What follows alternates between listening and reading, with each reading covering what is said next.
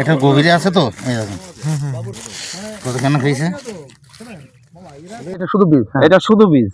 এই বীজ মানে থেকে এটা মূল বীজ ছিল। এটা মূল বীজ। মূল বীজ কি এখনো কিন্তু আবারও তো বীজ হবে? হ্যাঁ, এটা বীজ করা যায়, কিন্তু মূল বীজটা না করে পাশে মুখী করলে ভালো হবে বেশি। আচ্ছা আচ্ছা আচ্ছা, মানে এই মূল বীজ থেকে আপনি চিন্তা করেন 40 থেকে 45টা মুখী ধরছে একটা বেশি, একটা থেকে এই একটা থেকে 40 থেকে 45টা মুখী আছে। একারি চাষের সবচেয়ে গুরুত্বপূর্ণ ধাপ হচ্ছে সঠিক বীজ চিহ্নিত করা। বীজ চিনতে ভুল করলে সব আশা শেষ হয়ে যাবে। সঠিক বীজ চেনার পরেও আরেকটি বিষয় ভালোভাবে খেয়াল রাখতে হবে, সেটি হচ্ছে ভাইরাস মুক্ত বীজ। ভাইরাস মুক্ত বীজ দিয়ে আবাদ করলে ভাইরাসে নষ্ট হবে পুরো ক্ষেত। চলুন দেখি কিভাবে একারির ভাইরাস মুক্ত সঠিক বীজ চেনা যায়। আমরা একটু গুনি। করেন 1 2 3 4 5 6 জি 7 8 9 10 11 12 13 14 15 16 17 18 37 38 39 40 41 42 হ্যাঁ 42 43 44 45 জি 46 47 জি 45টা মানে ওটা 45 মানে আপনি যা বললেন তাই হলো। 40 থেকে 45টা। আপনি এত এক্সপার্ট হয়ে গেছেন। এই মানুষটাই হচ্ছেন এই মেহেরপুর জেলায় প্রথম একানি চাষ নিয়ে এসেছেন। তিনি গাংনী উপজেলার জালসুকা গ্রামের সাইফুল ইসলাম, পেশায় তিনি একজন শিক্ষক। একানি চাষ করতে করতে উনি এত অভিজ্ঞ হয়ে গেছেন যে একটা গাছ দেখলেই বলতে পারেন যে সেই গাছের গোড়ায় কতটা কন্দ আছে বা বীজ আছে। যেমন এইটা উনি আমাদেরকে দেখিয়েছেন।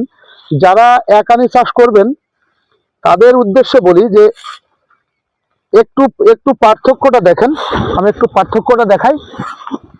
এটি হচ্ছে যে সেই কন্দ বা রাইজম যেটা আর কি, যেটা হচ্ছে যে গতবার লাগিয়েছিল। এটা গতবার মানে গত বৈশাখ চৈত্র বৈশাখ মাসে লাগিয়েছিল যেটা, এই যে সেটা কিন্তু সেরকমই রয়ে গেছে, একটু লম্বা হয়েছে।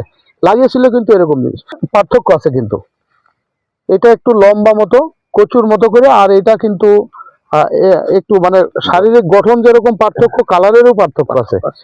এটা হচ্ছে যে একানি বীজ যারা আপনারা কিনবেন তারা সতর্কতার সাথে দেখবেন যে এইরকম যদি বেশি থাকে তাহলে এতে কিন্তু ওনারা বলছেন যে অভিজ্ঞ মানুষ যারা একানির, যে এতে কিন্তু ফলন ভালো না। আমরা একটু সাইফুল ভাইয়ের কাছে আবার আসতে চাই যে এটাতে আসলে মানে এটাতে ফলন হবে না কেন, মানে কি রকম হবে ফলন?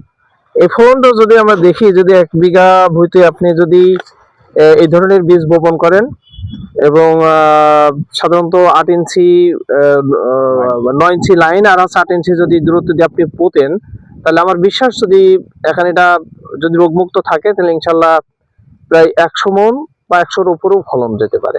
এটাতে ফলন কম হবে এটা যদি দ্বিতীয়বার লাগানো যায়। জি, এটা ফলন কম হবে। এবার যদি লাগানো যায়, মুখে লাগালে বেশি ভালো হবে। এবার তো এটা থেকে হয়েছে যে আমরা যেটা করলাম এটা থেকে হয়েছে, তাই না? তাহলে এটা এই এখন এর মধ্যে কিন্তু এটাও নষ্ট হয়নি। জি না, এটাও যদি নষ্ট হয়নি, তাহলে এবার যদি ধরেন এটা এবার যদি এটা লাগানো হয় তাহলে কি রেজাল্ট হবে? এটা রেজাল্ট হবে, মুখে কম হবে এবং এটাও হবে, কিন্তু কাঙ্ক্ষিত ফলন ওইটার মতো হবে না। এরকম 40-45টা হবে। হ্যাঁ হ্যাঁ, মানে রাইজম হচ্ছে যেমন হচ্ছে এটা কিন্তু এমনও হতে পারে যে দীর্ঘদিন মাটির ভিতরে থাকলে নাও ফুটতে পারে। আচ্ছা আচ্ছা, এটা চারা গজাবে কম। আরেকটা জিনিস, ওর সাথে সারা বছর কিন্তু মাটির ভিতরে থাকবে, কিন্তু সাথে কোনো শিকড় নেই। ওদের সাথে যেভাবে লেগে আছে এটা হচ্ছে আপনার 1 বছর থাকার কারণে বীজ হিসাবে ছিল, এটা এখন এটা আর শিকড় ধরে না। আর নতুন যেগুলো ওখানে থেকে আসে সেগুলো শিকড় ধরে এবং ওইগুলোই বীজ। জি জি জি, এটাও কিন্তু আরেকটা গুরুত্বপূর্ণ বা সুপ্রিয় দর্শক, এটাও কিন্তু গুরুত্বপূর্ণ বিষয় যে আমরা আরেকটা জিনিস জানলাম। আসলে অভিজ্ঞ মানুষের কাছ থেকে যদি আপনি পরামর্শ নেন তাহলে আপনি কখনো ঠকবেন না। এখানে যে আমাদের আরেকজন একানি চাষী কৃষি উদ্যোক্তা আমাদের দুজা মামা আছেন, আমাদের মুফাজ্জল ভাই আছেন, এই যে এই ভাই আব্দুল খালেক ভাই, যার ক্ষেত্রে আমরা দাঁড়িয়ে আছি, তারা কিন্তু একটা জিনিস, নতুন জিনিস আমাদের শেখালেন যে এর কিন্তু শিকড় থাকবে না। এই যে গত বছর যে কন্দ থেকে এবার গাছ হয়েছে, এটার কিন্তু একটা শিকড় নাই। আর এই কন্দ থেকে যে এটা হয়েছে এর কিন্তু অনেক শিকড়, দেখেন অনেক শিকড়। এটাই কিন্তু আপনার চিনতে সহযোগিতা করবে। যদি অসাধু কোনো ব্যবসায়ী আপনাদেরকে যদি এরকম বীজ দিয়ে যদি আপনাকে দিয়ে দেয় তাহলে কিন্তু আপনি ঠকবেন, নিশ্চিত ঠকবেন, কারণ অনেক ইনভেস্ট করবেন কিন্তু আপনি কাঙ্ক্ষিত ফলন পাবেন না। আমরা চলুন একটু এই ক্ষেতটা পুরো ঘুরি, আর এটা নিয়ে আমরা পরে আবার কথা বলবো। দেখেন এখানেও আছে এই একানিটা ম্যাক্সিমাম 400 থেকে 450 গ্রাম মতন ওজন হবে।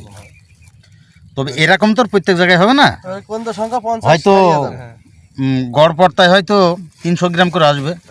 এগুলো তো আর একই রকম হবে না, ভাগ্যক্রমে এগুলো হয়ে গেছে। এ দেখেন একটা আছে, এটাও এরকম। এটা এই জি, এই দেখেন কত দূর গেছে, এই দেখেন এই পর্যন্ত একটা থেকে। আর এটা হচ্ছে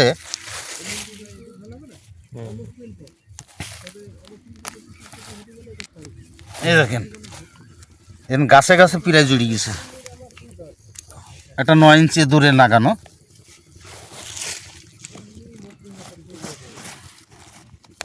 9 ইঞ্চি দূরে লাগানো, কিন্তু গাছে গাছে ঝুলে গেছে। গাছে গাছে জুড়ে গেছে। সেটা আবার হয়ে গেল। এটা এটা কিন্তু উপরে বেরিয়ে আছে, জি জি, মুখ কিন্তু বেরিয়ে গেছে। হ্যাঁ, যত মোটা হবে তত উপরে ভালো। হ্যাঁ, আচ্ছা আচ্ছা। ভেঙে গেল।